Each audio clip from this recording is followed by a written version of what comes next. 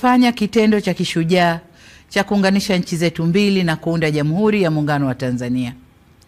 Sote hatuna budi kuendelea kumshukuru Mwenyezi Mungu kwa rehema zake ambazo zimetuwezesha kuvuka salama zaidi ya miongo 6 ya muungano wetu. Watanzania wenzangu, tunao kila sababu ya kujipongeza kwa kuweza kudumisha muungano wetu ambao ni wa kipekee barani Afrika. Kama alivyowahi kusema baba wa taifa Mwalimu Julius Kambarage Nyerere, namnukuu, Tanzania ni lulu ya pekee kabisa katika historia ya Afrika huru, mwisho wa kunukuu. Heshima na hadhi hii ya kuwa na muungano thabiti, imara, usioyumba wala kutetereka, si juhudi za serikali pekee, bali ni juhudi za Watanzania wote ambao kwa pamoja tumeamua kuendeleza na kukuza udugu, mshikamano na umoja wetu kama taifa. Kwa ujumla, tumeamua kulinda wakfu huu wa muungano tulioachiwa na wazee wetu. Nimetumia neno wakfu kwa kuwa tunu hii ya muungano wa Tanzania uliasisiwa, umelelewa na unatunzwa vyema ili uwe madhubuti na wa kudumu. Muungano huu si mali ya mtu, ila unamilikiwa na Watanzania wote.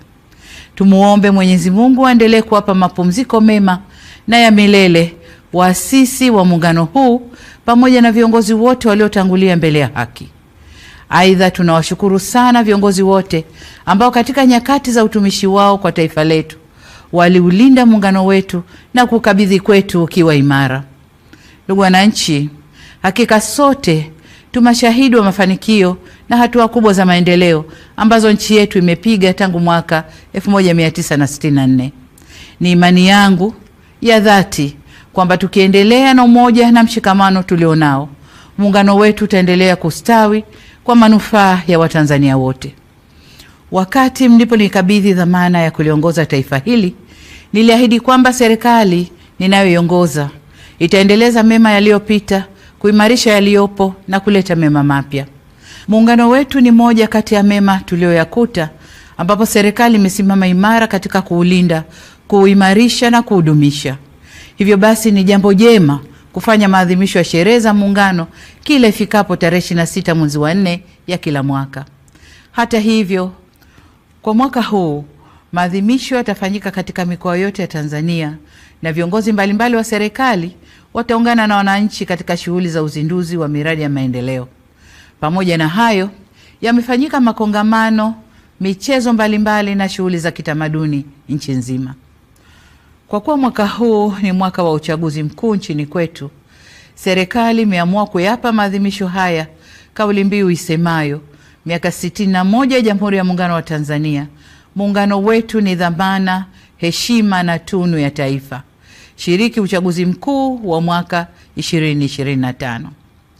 Katika ngazi ya kitaifa, kesho tarehe 26, kwa niaba ya serikali na wananchi kwa ujumla, nitatunuku nishani za muungano kwa Watanzania wenzetu kama ishara ya kutambua utumishi na mchango wao katika ujenzi wa taifa letu na katika kudumisha muungano wetu.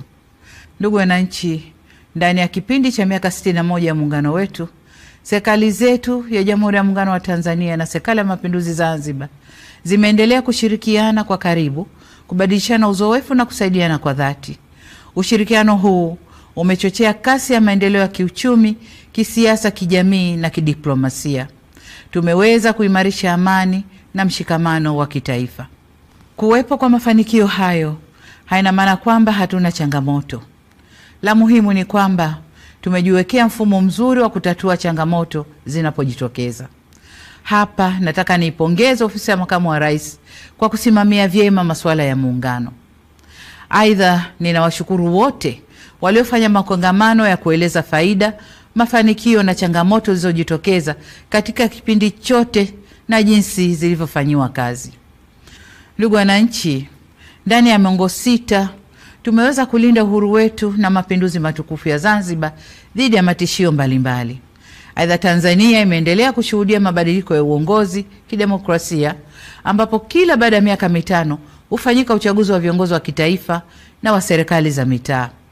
Zaidi ya hayo, muungano wetu unaendelea kuzingatia misingi ya utawala bora katika nyanja mbalimbali, ikiwemo utawala wa sheria, haki za binadamu, uwazi, uwajibikaji na maridhiano. Mimi naitwa Juma, mmiliki wa magari ya usafirishaji wa mizigo na abiria. Natumia bima papo kwa sababu inaruhusu kuweka TIN namba yangu wakati wa kununua bima. Inafanya iwe rahisi kudai vati kutoka TRA kwa kutumia hati hiyo ya bima. Uwezo wa kupata mkopo bwana. Hii inasaidia sana kugharimia mambo mengine ya uendeshaji hata kama bajeti inabana. Tumia bima papo kwa kupiga *150*51 alama ya reli. Au kwa WhatsApp tuma neno bima pap kwenda namba 0764166066 ujipatie bima. Bima pap. Urahisi wa maisha.